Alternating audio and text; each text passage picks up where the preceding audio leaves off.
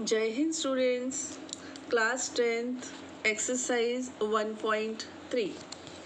यहाँ पर आने से पहले जो भी हमें जानना ज़रूरी है वो एक बहुत छोटी सी थ्योरम है।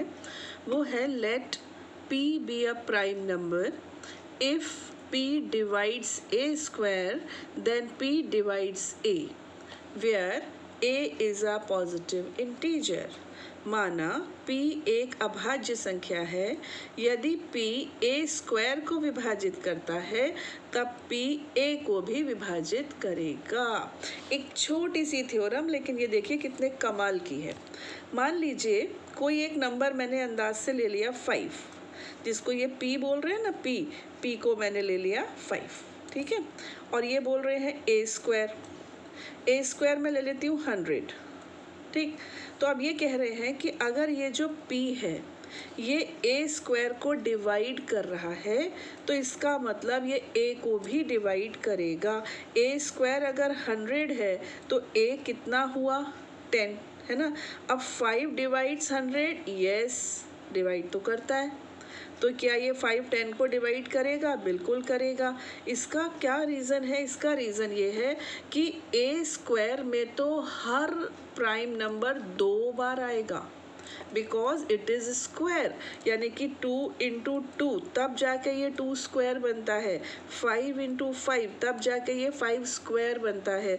तो इसमें तो हर प्राइम फैक्टर 2 बार होता है। तो अगर एक प्राइम फैक्टर, एक प्राइम नंबर ऐसा है जो a स्क्वायर को डिवाइड कर रहा है तो वो शर्तिया a को भी करेगा। रीज़न क्योंकि 5 इसमें 2 बार होना चाहिए। अगर आप इसका स्क्वायर रूट ले लेते हो तो इसमें एक 5 तो ज़रूर होगा। तो ये चीज़ मैं आपको एग्जाम्पल से समझा रही हूँ। आपको क्लियर हो गई? हाँ, एक एग्जाम्पल और ले लें। मान लीजिए मैंने यहाँ पर 81 ले लिया। 81 को 3 डिवाइड करता है और 81 का स्क्वायर रूट कितना होता है 9, तो 9 को भी 3 डिवाइड करता है। तो कोई भी फैक्टर अगर किसी स्क्वायर को डिवाइड करता है तो उसके स्क्वायर रूट को भी करेगा। Got it? अब आपका क्वेश्चन नंबर 1 है, prove that square root 5 is irrational. सिद्ध कीजिए कि अंडर रूट 5 एक अपरिमेय संख्या है। बच्चों, आपको बुक में एग्जाम्पल में CBSE के आपको रूट 2 का दिया है, रूट 3 का दिया है और क्वेश्चन में दे दिया रूट 5 का। तो मैं आपको इसको बहुत अच्छे से एक्सप्लेन करूँगी। प्रोसीजर लिखने का क्या है, कौन सा स्टेप लिखना है, वो आप बुक में देख लीजिएगा, ठीक है। मेन चीज़ होती है समझना, तो समझाने का काम मैं कर रही हूँ और स्टेप्स हिंदी वाले हिंदी में, इंग्लिश वाले इंग्लिश में बुक में से देखकर आप लिख सकते हैं, ठीक। तो मैं आपको एक्सप्लेन करती हूँ। इसको हम करेंगे बेटा कंट्राडिक्शन। आपने नाम सुना है कंट्राडिक्शन? हिंदी में कहते हैं विरोधाभास। विरोधाभास यानी कंट्राडिक्शन। इसमें क्या होता है, हम पहले कुछ एज्यूम कर लेते हैं, मान लेते हैं कि ये ऐसा होगा और फिर थोड़ी देर बाद प्रूव करके बोल देते हैं अरे नहीं हम तो गलत सोच रहे थे, ऐसा नहीं होगा, ऐसा ही होगा। इसको कहते हैं कंट्राडिक्शन, यानी पहले सोच लेना कि ऐसा होगा और बाद में कह देना ऐसा नहीं होगा, हमने गलत सोचा था। Our assumption was wrong, our supposition was wrong, हमारी जो कल्पना थी वो गलत थी। इसको कहते हैं हम कंट्राडिक्शन, ठीक है। तो ये आपको क्या प्रूव करने को बोल रहे हैं? इर्रेशनल यानी कि अपरिमेय। हम कहेंगे नहीं अपरिमेय नहीं है, ये तो परिमेय है, ये रैशनल है, हम इसको रैशनल मानकर चलेंगे, पूरा सॉल्व करेंगे, मेहनत करेंगे और एंड में बोल देंगे कि नहीं रैशनल तो नहीं है, ठीक है। चलिए कैसे करते हैं, यहाँ पर हम लिखेंगे माना हिंदी में, इंग्लिश में लिखेंगे लेट, वो आप अपना लिखते रहिएगा, मैं तो आपको मेन चीज़ बता रही हूँ। आप इसको एक रैशनल नंबर मान लीजिए। रैशनल नंबर होता है क्या? P/Q, कुछ नई बात नहीं है, जहाँ पर Q 0 नहीं है। एक बात और बेटा, इन दोनों में कोई भी कॉमन फैक्टर भी नहीं है, यानी कि इंग्लिश वालों के लिए P एंड Q आर को प्राइम्स, हिंदी वालों के लिए P तथा Q सह अभाज्य संख्याएं हैं, सह अभाज्य। अब ये को प्राइम्स किसी को याद है या मैं रिवाइज एक बार बता ही देती हूँ। को प्राइम जैसे कि आपका 15 और 16 को प्राइम है, ठीक है। 15 और 16 को प्राइम है, ये भी प्राइम नहीं है, ये भी प्राइम नहीं है, लेकिन ये को प्राइम है। ये अभाज्य नहीं है, ये भी अभाज्य नहीं है, लेकिन ये सह अभाज्य है। इसका मतलब इन दोनों में कुछ भी कॉमन फैक्टर नहीं है, ऐसा कोई नंबर नहीं है जो इन दोनों को कैंसिल कर सके। ऐसे नंबर्स को हम को प्राइम कहते हैं, ठीक है।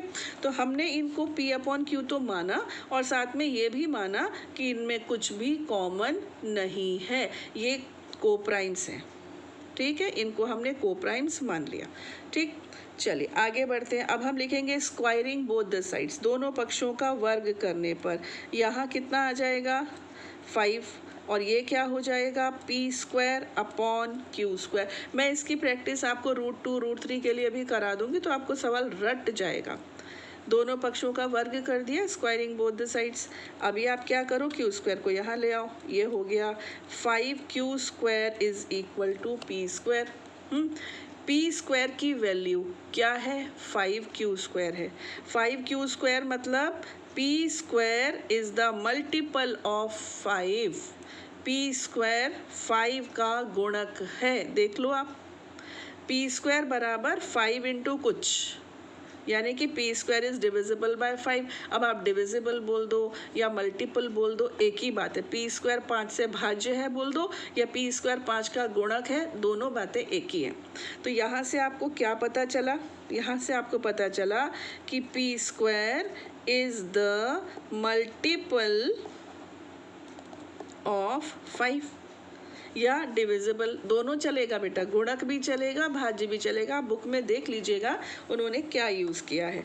तो इसका मतलब ये हुआ कि p² 5 का गुणक है। बोलो क्लियर हुआ कि नहीं हुआ, क्योंकि p² is equal to 5 something.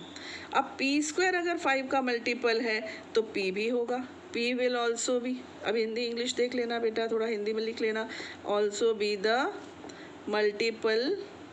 Multiple of 5। p भी तो होगा, अभी हमने एक ही तो थ्योरम पढ़ी है इस एक्सरसाइज के लिए। If p is a prime number, if p is divides a² then p divides a, where a is positive integer. अगर बात समझ गए होंगे, चलिए। तो p² is the multiple of 5, इसका मतलब p भी 5 का मल्टीपल है। तो आप क्या करो, p को 5 का मल्टीपल जैसा ले लो, यानी कि इनके इस पे तो हो गया, हम अब ले रहे हैं क्योंकि हमको पता चल गया कि p² की वैल्यू में 5 आ रहा है, यानी p² 5 का मल्टीपल है या डिविजिबल है। तो इसका मतलब p बराबर हमें क्या ले लेना चाहिए 5m, ठीक। अब इस 5m को आप p की वैल्यू को यहाँ पर पुट कर दीजिए, तो क्या हो जाएगा 5Q² is equal to p के प्लेस पर आप क्या लिखने वाले हो 5m, है ना। तो अब ये हो गया 5Q² is equal to 25m², ठीक। 5Q² is equal to 25m²। 5 से 5 कैंसिल, ये हो गया Q² is equal to 5m²। तो जो कहानी हमने इसके लिए सुनाई, अब वही हमारी इसके लिए भी सही हो गई। यहाँ पर हमको क्या पता चला कि p² 5 का गुणक है। अब हम क्या कह सकते हैं कि Q² 5 का गुणक है, ठीक है। अब हम कह सकते हैं कि Q² is the multiple of 5, ठीक है। और बेटा अगर Q² है तो इट इम्प्लाइज Q भी 5 का मल्टीपल होगा। Q will also be the multiple of 5, ठीक है। हैंड राइटिंग पर मत जाना, मल्टीपल ऑफ 5, वैसे तो मैंने आपसे कहा था मैं लिखूंगी नहीं, है ना, तो ऐसे समझाने के लिए लिख दिया। अब देखिए यहाँ से आपको क्या मिला था, p 5 का मल्टीपल है ना, और अभी अभी क्या मिला Q 5 का मल्टीपल है मिला। यहाँ p 5 का मल्टीपल है, यहाँ पर Q 5 का मल्टीपल है, यानी कि p में भी 5 है और Q में भी 5 है। और शुरू में हम क्या कह रहे थे कि P एंड Q आर को प्राइम्स कह रहे थे ना, मतलब हम ये मानकर चल रहे थे कि इनमें कुछ भी कॉमन नहीं है, और हम करते करते कहाँ पर आ गए, जहाँ पर P भी 5 का मल्टीपल है, Q भी 5 का मल्टीपल है। इसका मतलब P में भी 5 है और Q में भी 5 है, तो हमारा एजम्पशन रॉन्ग हो गया कि ये एक रैशनल नंबर है ना।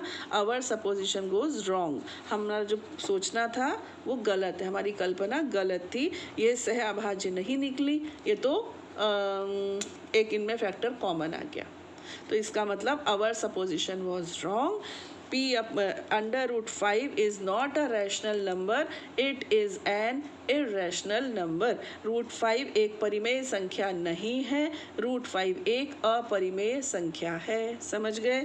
इधर से एक बार मैं हिंदी में बोल दूं, p 5 का गुणक है, q भी 5 का गुणक है, यानी 5 दोनों में कॉमन है। अब इसी चीज को हम रूट 3 के लिए ले लेते हैं। इससे क्या होगा, आपकी प्रैक्टिस अच्छी हो जाएगी।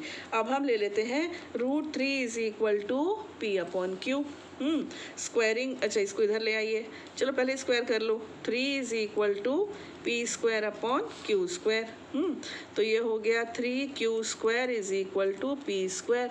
ठीक है, इसका मतलब p स्क्वायर 3 का मल्टीपल है, इसका मतलब p भी 3 का मल्टीपल होगा। एक बात हो गई। उसके बाद अगर मल्टीपल होगा तो हम p को कुछ ले लेते हैं 3 का मल्टीपल जैसा। क्या ले लिया हमने, 3m। अब p की वैल्यू हम यहाँ रख देंगे, तो ये हो जाएगा 3q square is equal to 3m का होल स्क्वायर। सब कुछ बुक में है, ठीक है, मैं आपको समझाने का काम कर रही हूँ।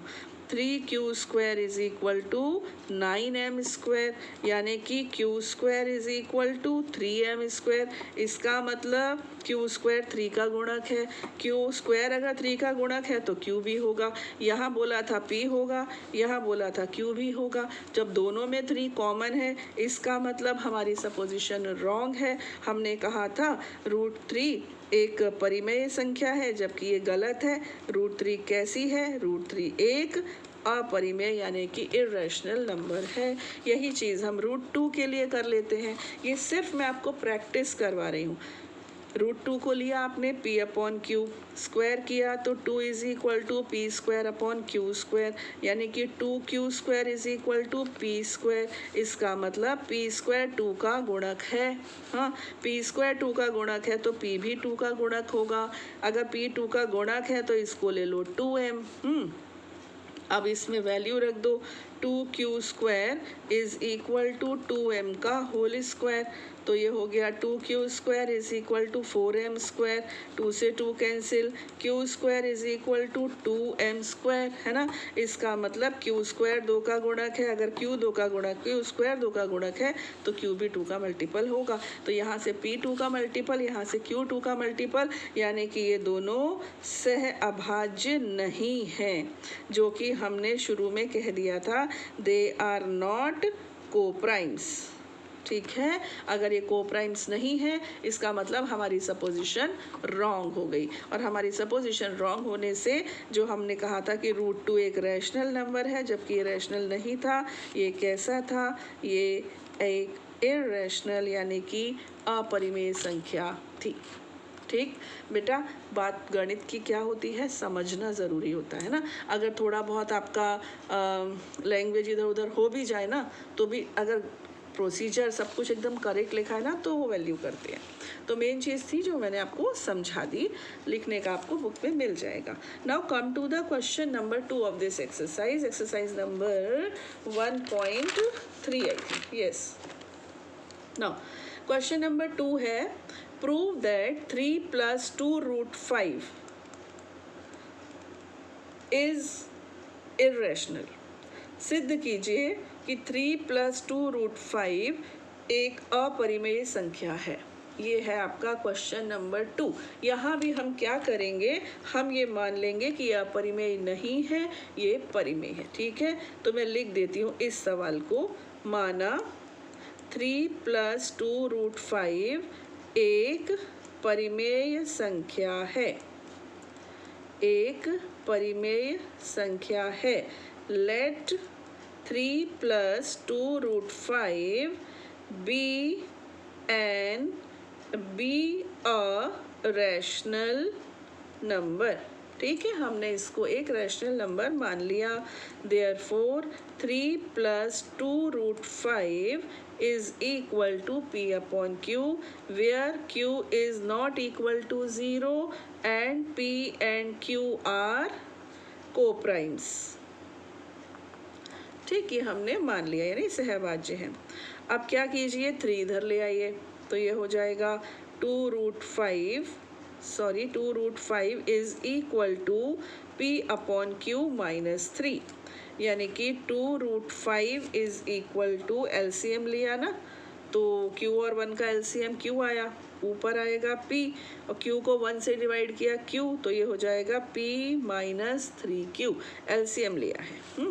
अब क्या करूं, मैं इस 2 को भी हटाना चाहती हूं, तो ये 2 कहाँ आ जाएगा, नीचे आ जाएगा, ये हो जाएगा √5 is equal to P minus 3Q upon 2Q। अब बताओ P और Q यहाँ मैंने मेंशन नहीं किया, यहाँ पर मुझे लिखना चाहिए था कि P और Q दोनों इंटीजर हैं, यानी कि पूर्णांक हैं। इंटीजर्स यानी पूर्णांक, माइनस भी हो सकते हैं, ज़ीरो भी और पॉजिटिव भी। तो यहाँ पर P एक इंटीजर है, Q एक इंटीजर है। इंटीजर माइनस 3 इंटू इंटीजर, तो ये इंटीजर है। 2 इंटू इंटीजर, ये भी इंटीजर है। इंटीजर अपॉन इंटीजर से ये क्या आ गई, ये एक रैशनल नंबर, परिमेय संख्या आ गई।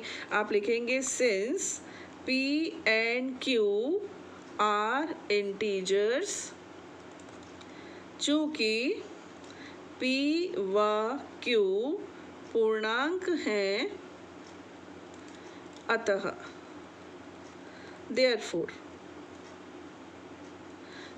what, P minus 3Q upon 2Q will be a rational number।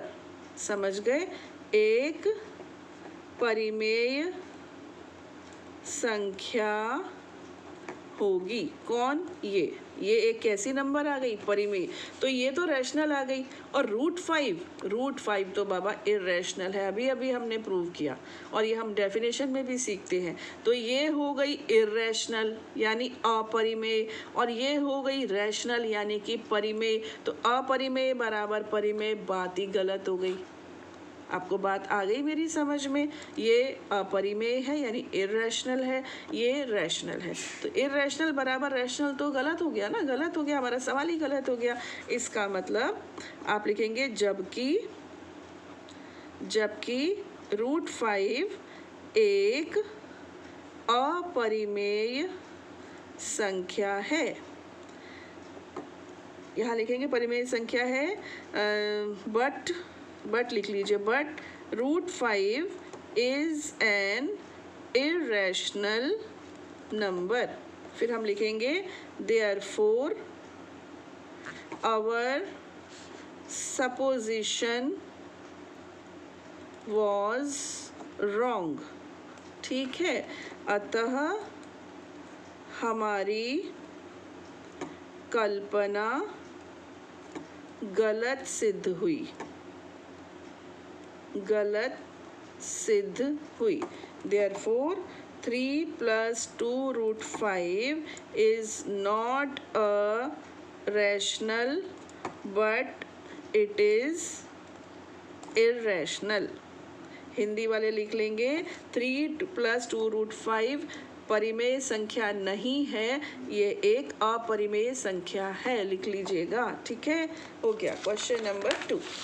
Similarly question number 3, question number 3 है prove that the following are irrational. सिद्ध कीजिए कि निम्नलिखित अपरिमेय है। पहला है 1/√2, दूसरा है 7√5 और तीसरा है 6 + √2। तो बताइए ये कौन सी बड़ी चीज़ हो गई है ना, हम कितना बड़ा करके आ गए। तो ये हम लेंगे पहले को ले लेंगे लेट 1। अब मैं पूरा नहीं लिखूंगी बेटा, अब मैं सिर्फ एक्सप्लेन करूंगी ना, लिखने वाला पोर्शन आपको आ गया है। Let 1/√2 be P/Q। ठीक है, तो अगर दोनों तरफ का रेसिप्रोकल ले लूँ, उल्टा, दोनों को उल्टा कर दूँ, तो ये क्या बन जाएगा √2/1 और ये क्या बन जाएगा Q/P। ठीक है, बन जाएगा ना। इसका मतलब जब ये एक रैशनल नंबर है, और यहाँ पर हम एक चीज़ लिख देंगे, यहाँ पर P और Q दोनों ही ज़ीरो नहीं है, ऐसे लिख देंगे। ठीक है, P भी ज़ीरो नहीं है और Q भी ज़ीरो नहीं है।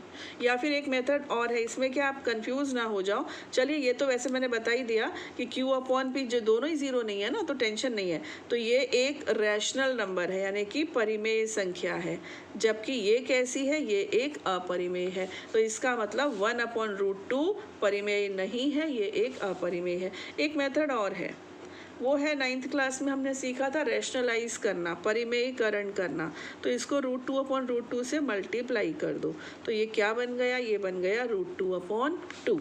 वैसे ना क्वेश्चन हमेशा ओरिजिनल फॉर्म में करना चाहिए, तो ये बेस्ट है। बस यहाँ पर इतना सा आपको याद रखना है। वैसे हम बोलते थे q is not equal to 0, और अभी हमें बोलना है कि दोनों ही 0 नहीं है, दैट्स ऑल। एनीवेज अब मैं यहाँ तक आ गई हूँ, ये हो गया √2/2 बन गया ना ये। इसको अब मैं ले लेती हूँ रैशनल, क्या हो गया ये p/q। अब 2 इधर ले जाइए, तो √2 इज इक्वल टू 2p/q। ठीक है, ये हो गया 2p/q। अब 2p/q कैसा है बेटा, ये परिमेय है यानी कि रैशनल है, और ये कैसा है, ये अपरिमेय है यानी कि ये इर्रेशनल है। तो एक रैशनल और एक इर्रेशनल कभी बराबर नहीं होते, अतः हमारी परिकल्पना यहाँ पर भी गलत हो गई। ठीक, सेकेंड पार्ट कितना सिंपल है, सेकेंड पार्ट में है केवल 7√5। इसको भी आप ले लो p/q, 7 को नीचे ले आओ, तो √5 इज इक्वल टू p/7q। ठीक है, p/7q। बस हो गया सवाल, ये रैशनल और ये इर्रेशनल हो गया, हमारी परिकल्पना गलत सिद्ध हो गई। क्लियर। नाउ लास्ट पार्ट है 6 + √2। इसको भी आप क्या ले लीजिए, p/q। 6 इधर आ जाएगा, तो हो जाएगा √2 is equal to p/q minus 6। इसको लिया हमने 6/1, एलसीएम हुआ q, ये हो गया p माइनस 6q। फिर वही राम कहानी कि ये परिमेय है, ये अपरिमेय है, दोनों बराबर नहीं हो सकते, अतः हमारी परिकल्पना गलत सिद्ध हुई इसको रैशनल लेने की, जबकि ये रैशनल नहीं है, ये इर्रेशनल है। ठीक है, ये रैशनल, ये irrational, they can never be the same. That means our supposition is wrong. Okay, तो कितना सिंपल मैथ्स है 10th का, है ना। 9 से ज़्यादा सिंपल है, तो टेंशन लेने का नहीं, बिल्कुल आराम से इसकी पढ़ाई करनी है। और हम अगली एक्सरसाइज करेंगे अपने अगले वीडियो में। तब तक के लिए जय हिंद।